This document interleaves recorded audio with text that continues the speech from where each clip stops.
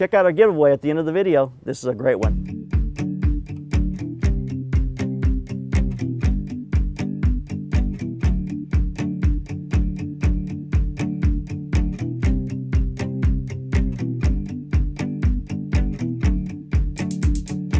Hi, this is JP Morgan. Today on The Slanted Lens, I'm going to answer a question that was posted to one of our blog posts. The person asked, how do I know when I'm ready to make money in photography or video? I'm going to answer that question with just one word. A person has to have a certain level of confidence before they're ever going to be able to ask people to pay them to take images. So if you're going to have confidence, you've got to do something to be able to gain confidence in your life, in your photographic life, in your video life. There are a lot of things you can do. You can go to an art school. You can take classes or seminars. You can go to WPPI or NAB. You can do the things necessary to be around the industry, to get taught classes and things that'll help you gain confidence. But I know from personal experience, I went to Art Center College of Design, one of the greatest art schools in the United States. I graduated with people who had gone through 4 years of art school, who had had photography training every single day, and they still didn't have the confidence that they could make money in this industry.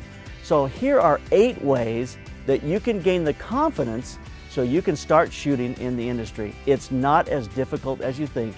8 ways to gain confidence so you can start shooting and making a living.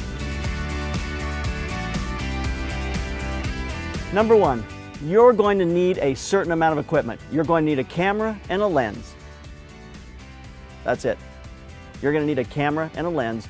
You now should have enough confidence that with this camera and this lens, I can take a picture and I can get someone to pay me for it. That is all the equipment that you really need. You need a camera and a lens. I have a daughter-in-law who's made money. People have paid her to take images using her camera, her Rebel, and a kit lens. It's really helpful if you have either a laptop or a computer you can load your images to, sort them, and post them online. So with your camera and a lens, you probably need some kind of a computer you can be able to work on. Doesn't have to be expensive, doesn't have to be a Mac, but you have to have some way to get your images online, be able to deliver them to the client. Now you are going to want to add equipment to that, like a great reflector in order to augment the light when you start to work, or strobes, or a slider, or things that it can grow and grow and grow and grow. But you don't have a certain level of equipment you have to achieve before you can actually start to charge money for people. You will start to make money when you are confident that with your camera and your lens, you can now start taking pictures.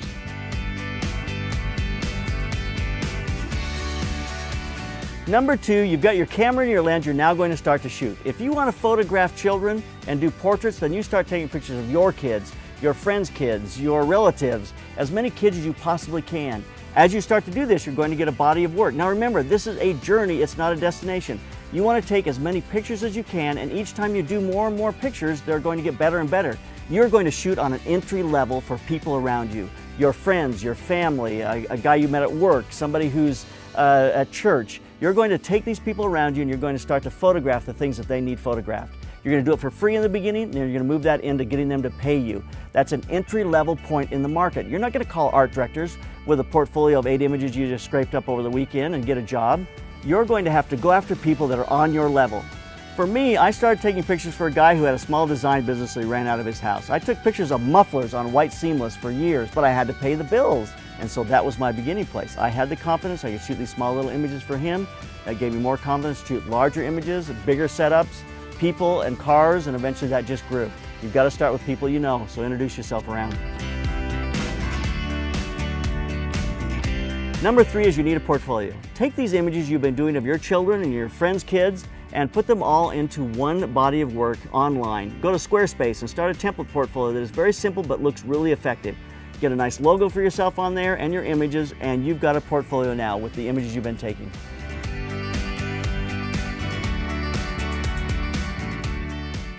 Number 4, don't turn anything down. Don't get this prima donna sense that I can only shoot certain things.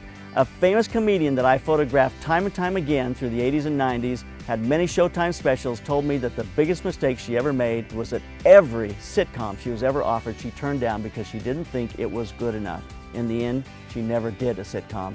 And if I told you her name, you probably wouldn't know who she is. Don't turn anything down. Shoot everything. It grows from there. Number 5, aspire to move up. I did not want to shoot car parts the rest of my life. So I had a portfolio of car parts, and then I had a portfolio of my large set production work. I never showed the two to the same people ever. Car people got the car portfolio, and art directors and the people I really want to do this large set production work with saw my other portfolio. Today, that translates into 2 websites. One for the work that you want to do to make money, and you call that Lightning Photography. The other is a portfolio of the work that you want to do, and you call that JP Morgan Pictures. Put your name on the one that you want to aspire to. Use a name that is just a generic name for the one that is going to help you make money on your journey. There's nothing wrong with 2 different faces of a company. You can be a high-end commercial shooter and have a wedding photography business that is very, very active and makes a lot of money.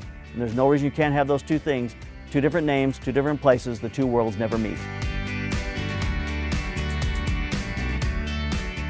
Number 6, spend 50% of your time getting work. You know, if you're going to dedicate a few hours a week to this or full time to this, you've got to spend half your time trying to get work. You know, after you check your email, work on your portfolio, clean your cameras, look at the new lenses, check f-stoppers, check the slanted lens, you know, you think you're working on your business, but you're not. So start making calls. The confidence goes up as you start calling people and talking to them, because you'll find out you'll get a good response in that process. On August 21st, we have a free call where you can call in. We're going to give you a daily routine for success. It'll keep you disciplined so you can start making those calls and getting a return and grow your business. Number 7, keep shooting and help the clients that you've gained start to grow with you. In the beginning, you may not charge them very much, but as you continue to shoot for them, you want them to start to grow with you. You want them to start to pay you more and more. As your confidence grows, you want to charge them more for the work you're doing. So they've got to grow with you. Some clients are going to need to be left behind. You're going to have to say, you know what, I'm just not worth the time I spend on this client anymore. I'm going to go out and get more clients, better clients, that'll pay me more money. But know that your clients need to grow with you. You can't leave them at the same place, or you've got to leave them behind. Number 8, find a mentor. Somebody who is further along in this process that will help you to stay on track and to know the things you need to do to grow your business. Join a video or photo club. Introduce yourself to people there. Find the person you connect with that will help you grow your business. The person that when you get a call saying, I need you to shoot 50 people out on the beach with 100 helicopters, you go, no problem, we'll be right there. And you call your mentor going, I have no idea what I'm going to do. Someone can help you get out of binds when you get into those binds. I've had those times when I'm going, I have no clue. But I have people I can call saying, hey, what can I do? How do I make this happen? So get a mentor, someone that you can talk to about the things you do. I know people that have mentors that they share notes once a week going, this is where I'm at, this is what I'm charging, this is what I did this week, what did you do? And they hold themselves accountable to one another. So find a mentor that will help you stay busy, stay focused, and continue to grow. The bottom line is you've just got to get started. You start shooting for people on an entry level, your confidence will grow, your work will grow, and your clientele will grow. Don't wait. So in answer to the question, how do I know when I'm ready to make a living in photography or video?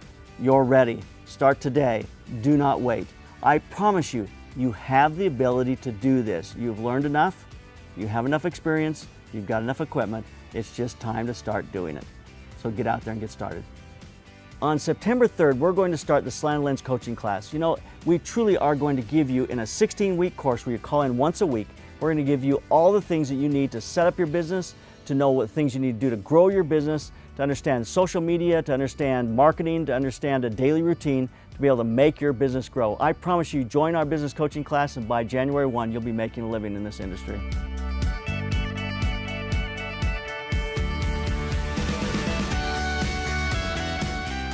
This is not a light blaster. This is a 70 to 200 millimeter Tamron 2.8 vibration control lens. Go to theslanteddlens.com. Don't miss out. This is a great giveaway. You've got till August 31st.